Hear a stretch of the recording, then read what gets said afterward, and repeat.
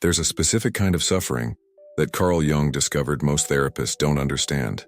It happens when you meet someone, and every cell in your body recognizes them as yours, when the connection feels like remembering rather than meeting, when their presence awakens parts of you that you didn't know were sleeping, and then they vanish. Not slowly, not with explanation, just gone, as if the universe itself conspired to show you heaven and then locked the door forever. You've probably spent months, maybe years, trying to explain this pain to friends who look at you with concern and confusion. They remind you it was only a few months, only a brief encounter, that you barely knew them really. They suggest you're romanticizing, that you need to move on, that there are plenty of other people out there, but something in you knows they're missing the point entirely. This wasn't just attraction. This wasn't just chemistry or compatibility or timing gone wrong. Jung spent decades studying what he called the phenomenon of recognition between souls, and what he discovered will completely transform how you understand what happened to you. He found that certain encounters operate outside the normal laws of human connection. They don't follow the logical progression of getting to know someone gradually, building trust over time, developing feelings through shared experience. Instead, they bypass all of that and strike directly at the core of who you are, activating something that feels ancient, inevitable, and utterly beyond your control. When you experience that recognition, Jung would tell you that you weren't imagining the depth of it. You were experiencing what he called the constellation of the self through another person. For a brief moment, you glimpsed wholeness reflected back to you. You saw in them aspects of your own soul that you'd been unconsciously seeking, and they saw in you something that terrified them precisely because it was so real. The pain you're feeling right now isn't just heartbreak. Jung discovered it's something far more complex and profound. It's what he termed soul rupture, a psychological fracturing that occurs when a connection this deep is severed before it can complete its natural cycle. Your psyche literally doesn't know how to process an ending to something that felt eternal. Your nervous system keeps searching for the other half of an equation that was supposed to equal wholeness. But here's what almost no one tells you about twin flame pain and what Jung discovered through his own devastating losses. This agony you're experiencing isn't random suffering. It's not punishment for loving too deeply or proof that you're somehow broken. According to Jung's research into what he called the wounded healer archetype, this specific type of pain serves a function so profound that most people will never understand it because they've never experienced love at this depth. The person who disappeared from your life wasn't just someone you loved. Jung would recognize them as what he called a psychopomp, a soul guide who appeared specifically to shatter your old understanding of love, connection, and your own identity. They came to break you open, and the breaking, as brutal as it feels, is actually the beginning of the most important psychological transformation you'll ever undergo. You're probably wondering how pain this intense could possibly serve any purpose beyond destroying you. You might be questioning whether you'll ever feel normal again, whether this hollow ache in your chest will ever fade, whether you made the whole thing up in your desperate need for connection. But Jung discovered something extraordinary about people who survive twin flame rupture. They don't just survive it. They emerge from it with psychological capacities that most humans never develop. If you're reading this because you're still carrying someone in your heart who disappeared from your life, but never left your soul, I need you to stay with me. Because what Jung discovered about why this happened to you, what it means, and where it's leading you, will change everything you thought you understood about love, loss, and your own destiny. And if you've reached this point in your journey, if these words are landing in your chest like recognition, share in the comments what it felt like when you first met them, that moment of knowing. Because Jung believed that naming what happened to us is the first step toward understanding why it had to happen exactly the way it did. Jung made a discovery that contradicts everything popular psychology teaches about twin flames and soul connections. He found that the most transformative encounters in our lives often don't come to completion. They come to catalyze. And the person you met, the one who felt like home and then became unreachable, wasn't meant to be your partner. They were meant to be your awakener. This truth is almost unbearably painful to accept because every fiber of your being insists that someone you recognized this deeply should be yours. The connection felt too perfect, too destined, too cosmically orchestrated to be anything other than the relationship you've been waiting for your entire life. But Jung discovered through his own profound losses that the universe doesn't operate according to our romantic expectations. It operates according to what serves our psychological evolution. even when that evolution requires our hearts to be torn open. Think about what happened in your body the first time you were near them. Time probably distorted. You might have felt simultaneously electrified and calm, as if you'd been waiting for this person without knowing you were waiting. Words flowed effortlessly, or silence felt comfortable in ways it never does with strangers. You recognized their mannerisms, their way of thinking, the particular quality of their presence as if you'd known them before, though you couldn't say when or where. Jung would tell you this recognition wasn't fantasy. It was your unconscious mind identifying what he called an anima or animus projection, the inner opposite that lives within each of us. When you met this person, you weren't just attracted to their personality or appearance. You were recognizing in them qualities that exist dormant within yourself, aspects of your own psyche that you haven't fully integrated yet. They became a living mirror for parts of you that needed to be seen, acknowledged, and developed. But here's where Jung's understanding becomes revolutionary. He discovered that these mirror encounters rarely lead to lasting relationships precisely because their function isn't relationship. Their function is awakening. The person you recognized was showing you who you're capable of becoming. They were reflecting back your own unlived potential, your own unexpressed depths, your own capacity for passion, creativity, emotional honesty. Whatever qualities in them struck you as magnetic. When they disappeared, they weren't rejecting you. Jung would say they were completing their role in your psychological development. Their presence awakened something in you that had been sleeping. Their absence is forcing you to develop internally what you were seeking externally. The pain of their leaving is actually the pain of being thrust into your own becoming, of being forced to find within yourself the wholeness you glimpsed in them. Most people hear this and feel rage. You might be thinking that this sounds like spiritual bypassing, like someone trying to convince you that your pain has meaning when really it's just random cruelty. But Jung wasn't offering comfort. He was offering truth based on decades of observing how the psyche actually operates. And what he found was that people who experience this specific type of recognition and loss are being prepared for something that requires them to be whole within themselves first. The twin flame dynamic, as Jung understood it, isn't about two incomplete people finding each other and becoming whole together. That's the romantic fantasy our culture sells us. The reality Jung documented is far more challenging and ultimately more empowering. Twin flame recognition occurs when your soul identifies someone operating at a frequency you're meant to reach. They're not your missing piece. They're a preview of your own evolution. This is why their unavailability feels so devastating. You're not just mourning a person.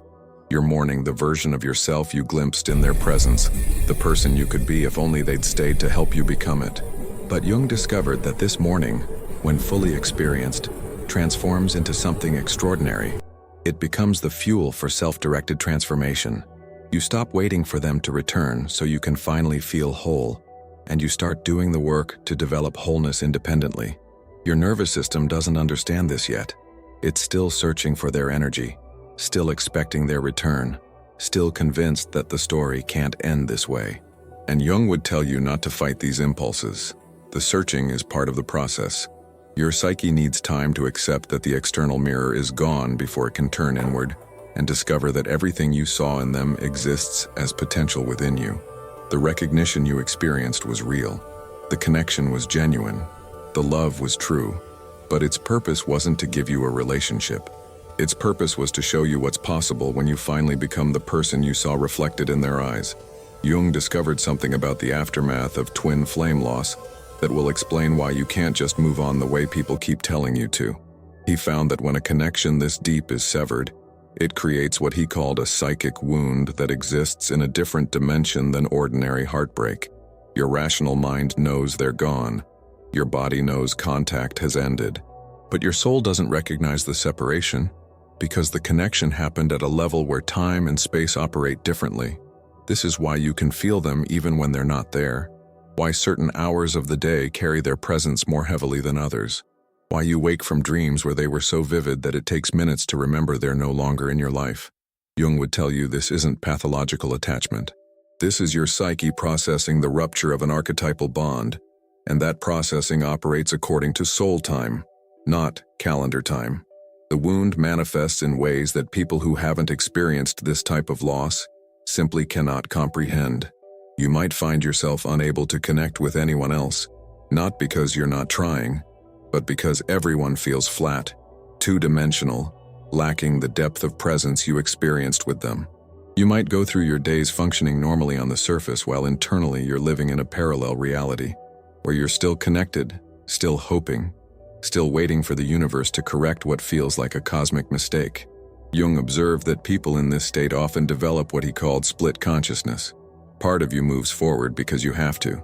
You go to work, maintain friendships, fulfill responsibilities, even date other people. But another part of you remains frozen in the moment before they left, endlessly analyzing what went wrong, what you could have done differently, what signs you missed. This split creates exhaustion that has nothing to do with physical activity and everything to do with trying to exist in two realities simultaneously. The pain also manifests through the body in ways that medical professionals often don't understand. You might experience tightness in your chest that has no cardiac cause, difficulty breathing that isn't asthma, a heaviness in your limbs that isn't depression, though it can look like depression to people who don't recognize soul grief when they see it. Jung understood that when the psyche experiences trauma this profound, the body holds what the mind cannot process. But here's what Jung found most important about this stage. The wound isn't meant to heal quickly. Our culture's obsession with rapid recovery, with moving on efficiently, with getting over people as if they were temporary inconveniences, completely misses the transformative function of deep grief. Jung insisted that some wounds need to stay open long enough to teach us what they came to teach. And twin flame loss teaches lessons that cannot be learned through any other experience. The first lesson is about the nature of love itself. Before this person, you probably believed love was something that happens between two people who choose each other and build a life together. But twin flame recognition reveals that love exists independent of relationship, that you can experience profound connection with someone you'll never be with, that the deepest love sometimes serves purposes that have nothing to do with partnership. This understanding shatters romantic conditioning and opens you to experiencing love as a force rather than a transaction. The second lesson is about your own capacity. You discovered through this connection that you're capable of depths you didn't know existed within you. You can feel more intensely, love more purely, recognize more clearly than you ever imagined possible. This person didn't give you these capacities, they revealed them. And now that you know they exist within you, you can never again settle for shallow connection or half-hearted presence. You've tasted what's possible, and that taste changes your entire relationship with intimacy. The third lesson, and perhaps the most brutal, is about worthiness. Somewhere in the pain of their leaving, you're being forced to confront every belief you hold about whether you're enough. Because if you were enough, wouldn't they have stayed? If the connection was as real for them as it was for you, wouldn't they have fought to keep it? Jung would tell you that these questions, as agonizing as they are actually invitations to heal your deepest wound around belonging. The person who left wasn't the arbiter of your worthiness. Their inability to receive the love you offered says nothing about your value and everything about their capacity. But your psyche doesn't believe this yet. It's still trying to understand rejection from someone who felt destined as evidence that something is fundamentally wrong with you. And this false belief needs to be dismantled completely before you can step into the next chapter of your evolution. Jung made an observation that will shift everything you think you understand about why they left. He discovered that twin flame recognition often occurs between two people who are at drastically different stages of psychological development. While you might have been ready, whether consciously or unconsciously, to do the work this connection demanded, they were not. And their departure wasn't cruelty, it was self-preservation. Think about what this connection asked of both of you. It demanded radical honesty, complete vulnerability, the willingness to be seen in your entirety, including the parts you usually hide. It required both people to confront their wounds, their patterns, their fears about intimacy. For someone who spent their life building walls around their heart, this kind of exposure feels like death. And most people, when faced with the choice between transformation and retreat, choose retreat. Jung called this the flight from the self. When we encounter something or someone that threatens to crack open our carefully constructed identity, our ego panics. It creates rationalizations for why the connection isn't real, why the timing is wrong, why commitment is impossible. It manufactures distance through withdrawal, through picking fights, through sudden coldness. Not because the connection isn't profound, but precisely because it is. The depth of what's being offered is so threatening to their defended heart that leaving feels safer than staying. You probably spent weeks or months trying to understand their behavior, searching for logical explanations that would make their leaving make sense. Maybe you decided they must not have felt what you felt. Maybe you convinced yourself you misread the signs.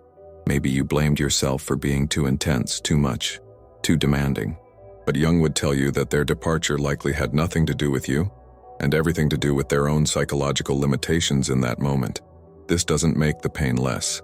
In some ways, it makes it worse because you're left carrying the grief of what could have been if only they'd been ready. You witnessed their potential for depth and had to watch them choose safety instead. You felt the connection's possibility and had to accept their unwillingness to meet you there. This kind of loss carries a unique agony because you're not mourning something that was flawed. You're mourning something that was perfect, but impossible. But Jung discovered something crucial about this dynamic. When someone leaves a twin flame connection because they're not ready, they don't just walk away unscathed. The recognition happened for them too, even if they'll never admit it. Somewhere in their psyche, they know they encountered something rare, and that knowing will haunt them in ways they might not understand for years, possibly decades. This isn't about hoping they'll come back or believing you can wait long enough for them to be ready. Jung was clear that your evolution cannot depend on someone else's timeline, but understanding that their leaving was about their limitations, not your inadequacy, is essential for your healing. You didn't fail to be enough. They failed to be ready. And those are completely different things. The question Jung would ask you now is this: can you grieve what could have been while simultaneously feeling gratitude for what was revealed about your own capacity? Can you hold both the sorrow of their absence and the recognition that you're capable of love most people never experience? Can you accept that someone can recognize your soul and still choose to walk away, not because you're not worth staying for, but because they're not yet capable of receiving what you offer? These aren't easy questions. They require you to develop what Jung called the transcendent function, the ability to hold opposites without needing to resolve them into a single truth. You can acknowledge the connection was real and accept that it's over. You can honor what they meant to you while releasing them from your future. You can carry the love without carrying the hope. This is the psychological work that twin flame loss demands, and it's work that will transform every relationship you have for the rest of your life. If you're recognizing that maybe their leaving said more about their readiness than your worthiness, if you're starting to understand that you can be someone's deepest connection and still not be their choice, share below what you're learning to accept about this situation. Because Jung believed that speaking our truth, even when it's painful, is how we begin to integrate experiences that once felt too big to survive. Jung discovered something that will fundamentally change how you think about this pain you're carrying. He found that twin flame rupture creates what he called a psychological void, an emptiness where another person's energy used to exist. And most people try to fill that void as quickly as possible through new relationships, through work, through anything that distracts from the ache. But Jung observed that people who make this choice often spend the rest of their lives running from the very transformation this void was meant to create. The void is not meant to be filled. It's meant to be entered. Jung understood that certain types of psychological growth only occur in emptiness, in the space where we're stripped of the external sources we use to confirm our identity and worth. When the person who reflected you back to yourself is gone, you're left with a devastating question. Who are you when no one is there to see you? What remains when the mirror breaks? This question terrifies most people because we've spent our entire lives constructing identity through relationship. We know ourselves as daughter, sister, friend, partner. We understand who we are through how others respond to us. But twin flame loss forces you into a different kind of knowing.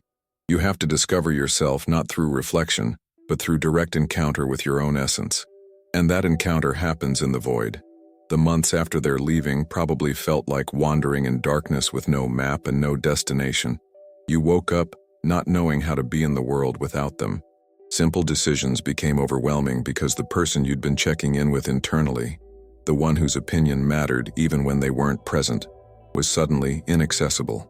You lost not just their physical presence, but the entire internal relationship you'd developed with them, the conversation that ran beneath everything else you did.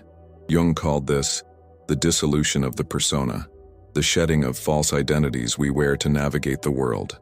Before this loss, you probably had a coherent story about who you were. After they left, that story fragmented. You couldn't recognize yourself in the mirror. Your own behavior became strange to you. Things that used to bring pleasure felt meaningless. This dissolution feels like dying because in a sense it is. The version of you who could love without being chosen, who could remain open despite being left. That person had to die so someone stronger could be born. But here's what Jung found most extraordinary about this process. The people who resist the dissolution, who try to rebuild their old identity as quickly as possible, often spend decades never fully integrating what this loss came to teach. They move through life slightly diminished, always carrying the ghost of an unexplored possibility. But the people who surrender to the void, who let themselves be completely unmade by the loss, emerge with something Jung called psychological gold.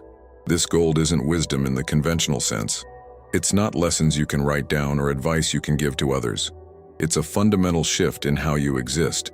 You develop what Jung termed inner authority, a knowing that comes from your own center rather than from external validation. You stop looking to others to confirm your worth because you've discovered worth that exists independent of being chosen. You stop seeking completion through relationship because you found completion through crisis. The void also teaches you about the nature of love itself. You probably entered this connection believing that real love means two people choosing each other and building a life together. But sitting in the emptiness of their absence, you're learning that love sometimes serves purposes that have nothing to do with partnership. You can love someone eternally in the realm of souls while accepting that your human lives were never meant to intertwine. This understanding doesn't diminish the love. It transforms it into something that transcends circumstance. Jung observed that people who learn this lesson become capable of loving with extraordinary freedom. They can experience deep connection without clinging. They can offer themselves fully, without losing themselves. They can recognize soul resonance without needing it to manifest as relationship. This capacity is rare precisely because it requires the kind of suffering you're experiencing right now. It cannot be taught through books or therapy. It can only be forged through the fire of loving deeply and losing completely. The void is also where you discover your creative power. Jung found that the same psychic energy that was flowing toward the other person, when redirected inward, becomes fuel for extraordinary creativity. You might find yourself writing, painting, building something you've been thinking about for years. This isn't distraction. This is the birth of your authentic self-expression, the emergence of gifts that were waiting for you to be empty enough to channel them. Sitting in the void requires tremendous courage because everything in you wants to escape. Your mind will offer endless strategies for avoiding the emptiness, but Jung would tell you that the only way out is through. You have to let yourself feel the full weight of the absence. You have to allow the dissolution to complete. You have to trust that on the other side of this darkness, there's a version of you that could never have existed if this pain hadn't broken you open. Jung made a discovery about the later stages of twin flame grief that offers hope, even when you're convinced this pain will never end. He found that after the dissolution comes what he called the integration phase, where everything you learned through loving and losing this person crystallizes into permanent changes in your psychological structure. You don't just remember the lessons intellectually. They become part of who you are at the most fundamental level. Integration begins subtly, often without you recognizing it's happening. You might notice one day that you haven't thought about them for several hours, not because you've forgotten, but because the constant searching your mind was doing has finally quieted. You might discover that you can hold memories of your time together without being destroyed by grief, that you can smile at what was without aching for what isn't. These moments don't mean you're over them. They mean you're becoming whole despite their absence. Jung observed that people in integration often experience what he called the return of libido. The life force that was frozen in grief, that was stuck in the endless loop of trying to understand what happened, suddenly becomes available again. You feel energy returning to your body. Interest in life gradually resurfaces. Not in a forced way, not because you're trying to move on, but because your psyche has completed its grieving work and is ready to invest in new possibilities. But integration brings its own challenges. You might feel guilt about healing, as if forgetting the pain somehow betrays the love you felt. You might experience moments of clarity where you see the connection more objectively, recognizing patterns you couldn't see before, and then feel disloyal for seeing them. Jung would tell you this is natural. Part of integration is developing nuanced understanding that holds both the beauty of what you experienced and the reality of why it couldn't continue. You're also learning to rewrite the story you tell yourself about what happened. Initially, the narrative was probably consumed by loss, by what you didn't get, by how it ended too soon. But in integration, you begin to see the entire arc differently. You recognize that this person appeared exactly when you needed them to, stayed exactly as long as necessary to catalyze your transformation, and left exactly when their role in your development was complete. The timing that felt cruel reveals itself as perfect. This doesn't mean the pain was an illusion or that you should be grateful for suffering.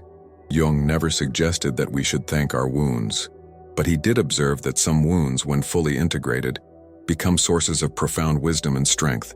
The place where you broke becomes the place where you're strongest. The love that couldn't be becomes the foundation for a different kind of wholeness. Jung also noted that people in integration often experience significant changes in their external lives. You might find yourself making decisions you've postponed for years, leaving situations that no longer serve you, pursuing paths that scare you but feel aligned with who you're becoming. This isn't about filling the void with activity. This is about finally having the clarity and courage to build a life that reflects your authentic self, rather than the person you thought you had to be. The relationships you attract during and after integration are noticeably different. People who are emotionally available suddenly become interesting to you in ways they never were before. You stop feeling drawn to the unavailable, the mysterious, the ones who need saving. Not because you're settling, but because you've healed the wound that made dysfunction feel like home. You're ready for something real, and real finally feels safe instead of boring. But perhaps the most significant aspect of integration is what Jung called the development of the transcendent function. You become capable of holding paradox without needing to resolve it. You can acknowledge that the person was important and that they're gone. You can honor what you felt and accept what is. You can carry love for someone you'll never be with while remaining open to loving someone who's actually available. This ability to hold opposites is evidence of psychological maturity that most people never develop. You might also notice that your relationship with yourself has fundamentally changed. The internal voice that used to be critical and demanding has softened into something more compassionate. You speak to yourself the way you wish they had spoken to you. You offer yourself the patience, understanding, and unconditional acceptance you poured into them. This isn't compensation for their absence. This is you finally becoming for yourself what you've always been for others. If you're recognizing signs of integration in your own process, if you're noticing that the pain has shifted from acute to manageable, from constant to occasional, share what's different for you now compared to the early days after they left. Because Jung believed that witnessing our own transformation helps us recognize how far we've come, especially when healing happens so gradually that we don't notice it until we look back. Jung discovered something about what happens after integration that will completely transform how you think about this entire experience. He found that people who fully metabolize twin flame loss often develop what he called the capacity for conscious love, a way of relating that transcends the unconscious patterns most people repeat throughout their lives. You don't just recover from this loss, you become capable of connection at depths you couldn't access before it happened. Conscious love, as Jung understood it, means you're no longer seeking completion through another person. You're not trying to fill internal voids through external relationship. You're not using intimacy to avoid yourself or to confirm your worth. Instead, you approach connection from wholeness, offering your authentic self while maintaining your sovereignty. This doesn't make you less loving. It makes you capable of loving without losing yourself. Think about how you showed up in relationships before this twin flame encounter. You probably had unconscious patterns running beneath your conscious awareness. Maybe you were always the giver, the one who accommodated, the one who made yourself smaller to make space for others. Maybe you chose people who were unavailable because on some level, unavailability felt familiar and therefore safe. These patterns weren't visible to you then because you were living them, not observing them. But twin flame rupture forced these patterns into consciousness. You couldn't help but notice that you gave more than you received, that you stayed hoping for potential rather than accepting reality, that you interpreted breadcrumbs as nourishment and convinced yourself that minimal effort was enough. The pain of recognizing these patterns was almost as devastating as losing the person because you had to confront how you'd been abandoning yourself while trying to connect with others. Jung observed that this forced awareness is one of the greatest gifts twin flame loss offers. You can't unlearn what you now know about yourself. You can't return to unconscious relating once these patterns have been made visible. And while this might feel like a curse in the moment, especially when it makes connecting with others more complicated, it's actually preparing you for relationships that honor rather than diminish you. The next person you love, if you've done the work this loss demanded, will experience a version of you that's radically different from who you were before. You'll notice when someone's words and actions don't align, and you'll have the strength to walk away instead of making excuses. You'll recognize when you're giving more than you're receiving, and you'll have the self-worth to require reciprocity. You'll feel yourself starting to lose your center in someone else's presence, and you'll have the wisdom to pull back and return to yourself. This doesn't mean you'll be guarded or closed. Jung was clear that conscious love requires even more openness than unconscious love, but it's a different kind of openness.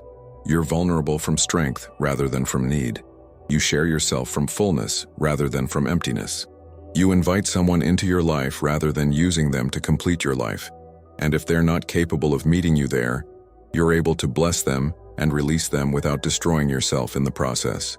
Jung also discovered that people who develop conscious love often become magnets for others who've done similar work. You stop attracting people who need healing and start attracting people who are interested in growing. You stop drawing in relationships that mirror your wounds and start creating partnerships that reflect your wholeness. This doesn't happen through effortful changing of your behavior. It happens through the fundamental shift in your energy that occurs when you're no longer seeking outside yourself what you've learned to provide internally. The person you lost, the one who felt like destiny, was preparing you for this. They showed you what depth of connection is possible. They revealed your capacity for profound recognition and presence. They demonstrated that you're capable of loving with extraordinary purity, but they also showed you, through their absence, that you need to bring this quality of love to yourself first, that you cannot sustainably offer to others what you're not offering to yourself. You're probably beginning to recognize that this loss wasn't the end of your love story. It was the prologue. Everything you're learning now, all the wisdom being forged through this pain, is preparing you to create the kind of partnership most people only dream about. Not because you'll find someone perfect, but because you're becoming someone who can love imperfect humans with consciousness, compassion, and clear boundaries. Jung believed that twin flame encounters serve as initiations into mature love. The person who triggered your transformation wasn't meant to be there for the whole journey. They were meant to shatter your old understanding of love so completely that you'd be forced to build a new understanding from the ground up. And that new understanding, painful as it was to acquire, is the foundation for everything beautiful that's coming. Jung spent the final decades of his life contemplating what he called the purpose of suffering, and he came to a conclusion that will reframe everything you've experienced. He discovered that the souls who undergo the deepest losses are often the ones being prepared to offer the most profound gifts to the world. Your twin flame pain wasn't random tragedy. It was specific preparation for a role only you can fill. Think about who you were before you met this person. You probably moved through life with certain illusions intact, certain beliefs unquestioned. You might have thought you understood love, understood yourself, understood how human connection works. But this encounter and the subsequent loss shattered those certainties completely. You were forced to question everything. And in that questioning, you discovered truths that people who've never experienced this kind of loss will never understand.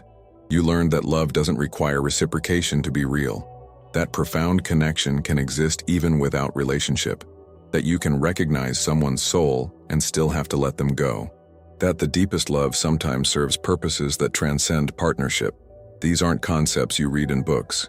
These are truths you lived through, truths that are now encoded in your cellular memory. Jung observed that people who integrate these truths become what he called wounded healers, individuals who can offer guidance and presence to others, specifically because of their direct experience with psychological devastation. You didn't go through this so you could simply recover and resume your old life. You went through this so you could become someone who understands the human heart's deepest territories, someone who can hold space for others when they're breaking open.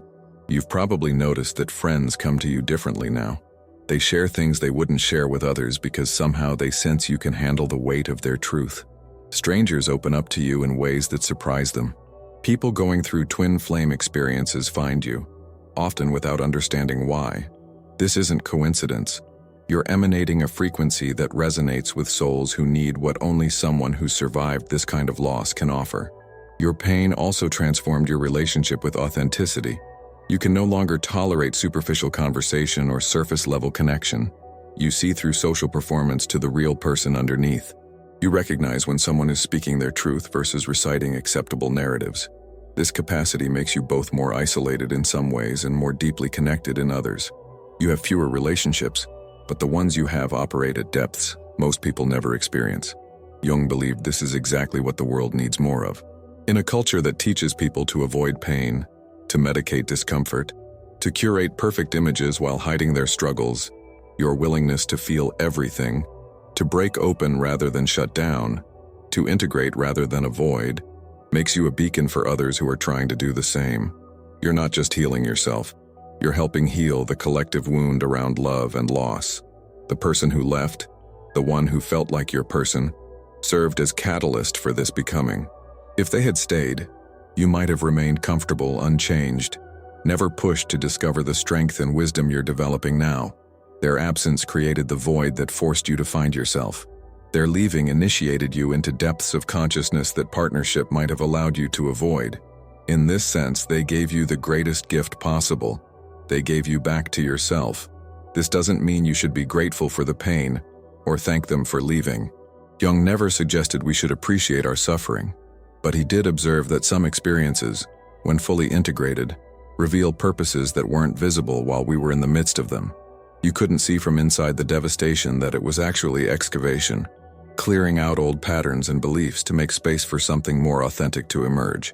You might be wondering what comes next, whether you'll meet someone new, whether love is still possible after learning what you've learned. Jung would tell you that love is not only possible, but inevitable, though it will be a different kind of love than you've known before. You'll meet people from your new level of consciousness, and those connections will reflect the wholeness you've developed rather than the wounds you used to carry. But more importantly, you've already found the most essential love, the love affair with your own becoming, the commitment to your own truth, the relationship with yourself that doesn't waver based on whether someone else chooses you. This is the love that will sustain you through everything else. And it's the love that will make all future connections richer because you're finally bringing your whole self to them. If this exploration has helped you see your twin flame pain through a different lens, if you're recognizing that maybe this loss was actually initiation disguised as devastation, I want to hear what you're taking with you from this journey. Share in the comments what you've discovered about yourself through this experience. What strength you didn't know you had, what truth you couldn't see before, what wisdom was forged through this fire. And if you found value in this psychological exploration of twin flame loss, I'd be deeply grateful if you'd subscribe to continue this journey into understanding consciousness, love, and transformation through Jung's wisdom. Share this with someone who needs to know that their pain isn't permanent, that integration is possible, that they're not broken but breaking open into something more true. Thank you for trusting me with your time and your heart, for having the courage to look directly at your pain and ask what it came to teach you, for staying open even when everything in you wanted to close, for believing that there's meaning in your suffering even when you can't yet see what that meaning is. You're not alone in this. You're part of an ancient lineage of souls who've loved impossibly, lost completely, and emerged transformed, and your willingness to share your journey gives others permission to do the same. Until we meet again.